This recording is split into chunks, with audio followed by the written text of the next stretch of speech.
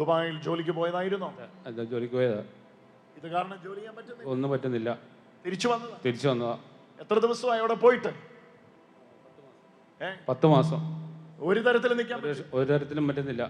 എന്നാ പറ്റിയത്? ഡിസ്ക് ബൾജായി. കാലിലോട്ട്, കാലിലേക്ക്, 2 കാലിലേക്കും തളർച്ച. നിൽക്കാൻ പറ്റത്തില്ല. നിൽക്കുമ്പോഴത്തേനും തളർന്നു പോവുക ഒരു സൈഡിലേക്ക്. അങ്ങോട്ട് നില്ല. ഈ വചനം ഒന്ന് വിശ്വസിക്കൂട്ട. ഇങ്ങോട്ട് നോക്ക്. എന്താ നിന്റെ പേര്? സുമേഷ്. നീ ഇന്ന് ബൈബിൾ ഇല്ലെങ്കിൽ ഒരു ബൈബിൾ ഡിവൈനിൽ നിന്ന് മേടിച്ചോണ്ട് പോകണം കേട്ടോ.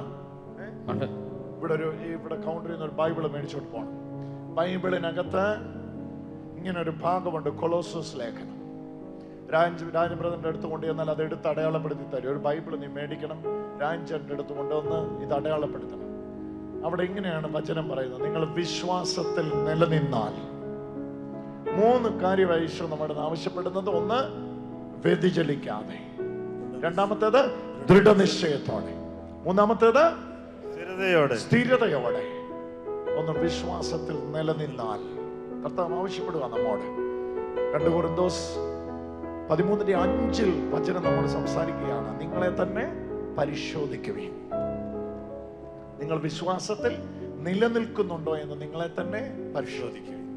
ഇങ്ങോട്ട് നോക്കിക്കേ സുമേഷേ, നീ ആരായിക്കോട്ടെ, എന്തു ആയിക്കോട്ടെ, ഇന്റർനെറ്റിലൂടെ ഇത് കണ്ട് ദുബായിൽ നിന്ന് ഇവിടെ പ്രാർത്ഥനയ്ക്ക് വരാൻ നിന്റെ ഉള്ളിൽ വിശ്വാസം ഉണ്ടായെങ്കിൽ ആ വിശ്വാസം നിന്നെ ഡിവൈനിൽ നിന്ന് വിടുമ്പോ സൗഖ്യമാക്കിയിട്ട് വിടത്തുള്ളൂ.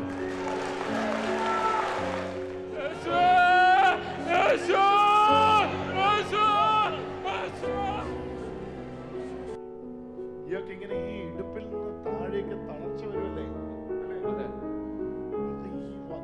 ആയിരങ്ങളെ വലയം വെച്ചൊന്ന് ചുറ്റിലും ഒന്ന് ഓടി നടന്നിട്ടൊക്കെ വാ, ഓടിച്ച ദുബായിൽ നിന്ന് ഓടുക.